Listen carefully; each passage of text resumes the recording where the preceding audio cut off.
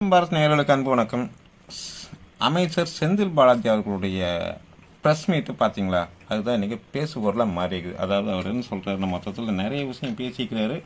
அவர் இந்த மாவட்ட மக்கள் என்னுடைய குடும்பத்தை விட எனக்கு முக்கியம் அப்படிங்கிற மாதிரியெல்லாம் பர்ஃபார்மன்ஸ் பண்ணிக்கிறாரு.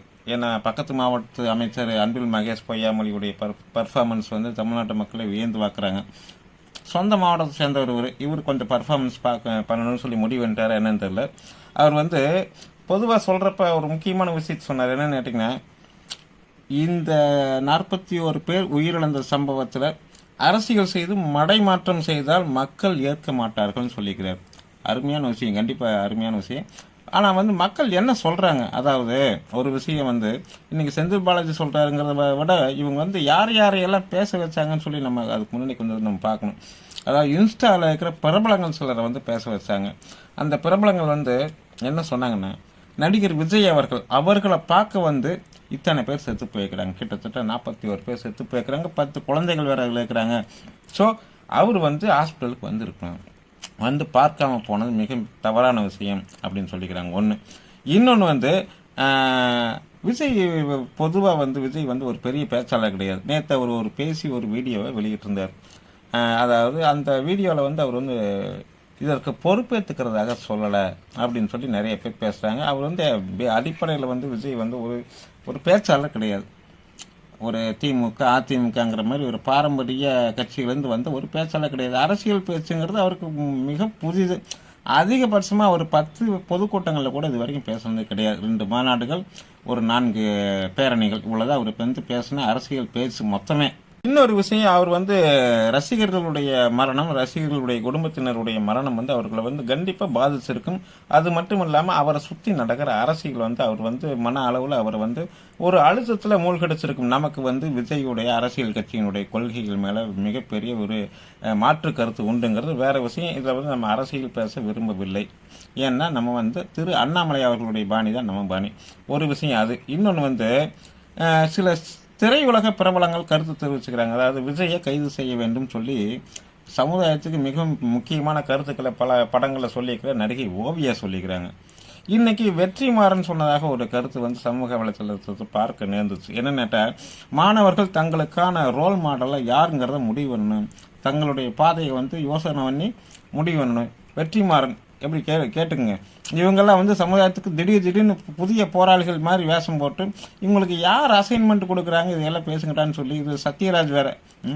சத்யராஜ் ஏற்கனவே அந்த என்ன கோழி ஈமு கோழி வளர்த்துங்க கோடீஸ்வரன் ஆயிரலான்னு சொல்லி கொங்கு மண்டலத்தில் இருக்கிற மிகப்பெரிய கோடீஸ்வரர்களில் லட்சாதிபதிகளை மாற்றின பெருமைக்குரிய அவர் காசு கொடுத்தா என்ன வேணாலும் சொல்லுவார். இந்த நாஞ்சில் சம்பத் வீரமணி சொன்னார் பார்த்தீங்களா, அந்த விளம்பரம் கூட செய்வார் சத்யராஜ் அவர்கள்.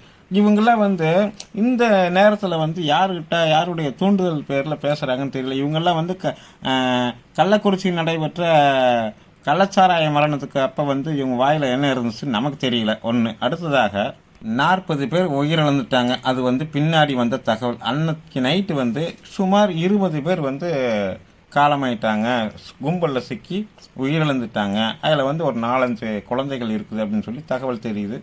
விஜய்க்கு தகவல் தெரியுது. இவங்கெல்லாம் குற்றம் சாட்டுறது மாதிரியே சப்போஸ் ஒருவேளை விஜய் அந்த மருத்துவமனைக்கு போயிருந்தாருன்னா அங்கே என்ன நடந்திருக்கும் நீங்கள் யோசிங்க. அதாவது ஏற்கனவே இந்த மத்திய குழுவில் மக்கள் சொல்கிறத பார்த்தா ஆளும் கட்சி மேலே ஒரு சந்தேகம் வர்றதை தவிர்க்க முடியல. மக்கள் கத்திகளை எங்களை தாக்குனாங்க சிலர்னு சொல்கிறாங்க. அந்த கூட்டத்தில் பேச துவங்கின 6வது நிமிஷமே விஜய் மேலே செருப்புகள் வீசப்பட்டுச்சுன்னு சொல்லப்படுது. அதை அமைச்சர் செந்தில் பாலாஜியுமே உறுதிப்படுத்துகிறார் தன்னுடைய இன்றைய பேட்டியில். ஸோ விஜய்க்கு எதிராக அங்கே ஒரு சில விஷயங்கள் நடந்துட்டு இருக்குதுங்கிறத நம்மளால் புரிஞ்சுக்க முடியுது. சரி, இந்த நிலையில் உண்மையிலே அவர் விஜய் அந்த மருத்துவமனைக்கு போயிருந்தாருன்னா அங்கே கூட்டம் அதிகரித்து அங்கேயும் சில அசம்பாவிதங்கள் நடக்கிறதுக்கு வாய்ப்பு இருக்குதா இல்லையா அப்படிங்கிறது ஒரு கேள்வி. இன்னொன்று, விஜய் மேலே செருப்பு வீசணுங்கிறத சொல்லி ஒரு திட்டம் யார் திட்டினது ஒன்று. அதே சமயம் பின்னாடி புறமாக இருந்து சிலர் தாக்கினாங்க, கத்தியால் தாக்கினாங்கன்னு சொல்லியெல்லாம் மக்கள் மத்திய எம்பிக்கள், பாஜக எம்பிக்கள் குழுவில் சொல்லிக்கிறாங்க. அதை சார் அண்ணாமலை அவர்கள் மக்கள்கிட்ட தமிழில் கேட்டு அதை ஆங்கிலத்தில் அந்த எம்பிக்கள் குழுமைகிட்ட சொல்லிக்கிறாரு. இது மத்திய அரசுக்கு உளவுத்துறைக்கு போயிடுச்சு இந்த தகவல். ஸோ இங்கே வந்து திமுகவினுடைய கை வந்து இருக்குது. இதில் வந்து அவங்க வந்து சில திரைமறைவு விஷயங்கள் செஞ்சுக்கிறாங்கிறது உறுதியாகுது. இந்த திரைமறைவு விஷயங்கள் பொதுக்கூட்டத்தில் மட்டும்தான் நடந்துச்சு. ஒருவேளை விஜய் அங்கே போயிருந்தாருன்னா, மருத்துவமனைக்கு போயிருந்தாருன்னா, விஜய் மேலே தாக்குதல் நடைபெற்றிருக்காது அப்படின்னு சொல்லி யாராவது உறுதி சொல்ல முடியுமா? அப்படி ஒரு தாக்குதல் நடந்துருந்துச்சுன்னா அதற்கு வந்து இந்த அரசு பொறுப்பேற்குமா? அந்த தாக்குதல் நடந்திருந்து விஜய் ரசிகர்கள் வந்து ஆத்திரமடைந்து அங்கே ஏற்கனவே கூடியிருந்தாங்க. மேற்கொண்டு அது வந்து ஒரு கலவரமாக வெடிக்கிறதுக்கு வாய்ப்புகள் இருக்குதா இல்லையா இப்படிங்கிறதுக்கெல்லாம் இங்கே விஜய்க்கு எதிராக அரசியல் செய்து கொண்டிருக்கின்ற பேசிக்கொண்டிருக்கின்ற திமுகவும் திமுக சார்பு பத்திரிகையாளர்களும், ஏன் பத்திரிகையாளர்கள்னு சொல்கிறேன்னா, இந்த முட்டை கண்ணோட ஒருத்தர் வருவார், மணின்னு சொல்லி, மூத்த பத்திரிகையாளர்னு சொல்லி. அவர் இன்னைக்கு பேசின சில விஷயங்கள்லாம் கேட்டால் விஜய் வந்து அன்ஃபிட் அரசியலுக்குங்கிறார். ஆமாம், இங்கே இருக்கிறவங்களாம் அரசியலுக்கு ரொம்ப ஃபிட்டானவங்களா? அதுக்கு பதில் சொல்லுவார் அவர். இதுக்கு பதில் சொல்லுவார். கல்வியில் சிறந்த தமிழ்நாடுன்னு சொல்லி ஒரு நிகழ்ச்சி நடத்துகிறாங்க. எல்லா சினிமாக்காரனையும் கூட்டிகிட்டு வந்து மேடையில் ஏற்றி கல்வியை பற்றி பேச சொல்கிறாங்க. இது வந்து ஒரு அரசு. இந்த அரசு வந்து தகுதியான அரசு, ஃபிட்டான அரசியல்வாதி இவங்க. ஆனால் வந்து விஜய் வந்து பொருத்தமற்றவர் அப்படி சொல்ல வர்றாரு இவர். பார்த்தா இன்னைக்கு துணை முதலமைச்சராக இருக்கிறவர் எங்கிருந்து வந்தார்? திமுக காரங்க நிறைய பேர் அவங்களுடைய சோசியல் மீடியாவில் சொல்கிறாங்க, கூத்தாடி பின்னாடி போகாதீங்கடான்னு சொல்லி. சரி, மாமன்னன் படத்தை வந்து எல்லா அமைச்சர்களும் முதல் காட்சியே போய் சக கட்சியினர் கூட நின்று பார்த்தாங்களே, மக்கள் பணிகளை மறந்துட்டு, அதெல்லாம் மறந்துட்டாங்களா? இந்த பத்திரிகையாளர்களுக்கு அவங்களுக்கு பத்திரிகையாளர் மணி மட்டுமல்ல, லக்ஷ்மணன் அப்படி இப்படின்னு சொல்லி புதிய தலைமுறையில் பத்திரிகையாளர் மணியை கூப்பிட்டு அரை மணி நேரம் ப்ரோக்ராமு ஸ்ட்ரைட் பைட்டு செப்பரேட்டாக இதுக்குன்னே அவர் வந்து விஜய் வந்து டீப்ரமோட் பண்ணுறாங்களாம. எதிரணியில் வந்து திமுகவுக்கு வலுவான, அதாவது திமுக நிகழ்ச்சிகளுக்கு செலவு பண்ணி வராத ஒரு கூட்டம் வந்து விஜய் அவர்களை பார்க்க வருது. அது வாக்குகளாக மாறும் அப்படிங்கிறது வந்து நமக்கு மாற்று கருத்துக்கள் இருக்குது. அது வாக்குகளாக மாறாதுங்கிறது நம்ம நம்பிக்கை. பட் இருந்தாலுமே இந்த நேரத்தில் நம்ம அதை அரசியலாக பேச விரும்பலை. இவங்க சொல்கிறதுக்கு தான் நம்ம பதில் சொல்கிறோம். ஸோ வந்து அவ்வளவு பெரிய ஒரு கூட்டம் வந்து ஆளும் அரசை வந்து அதிர்ச்சி அடைய வச்சிருச்சு.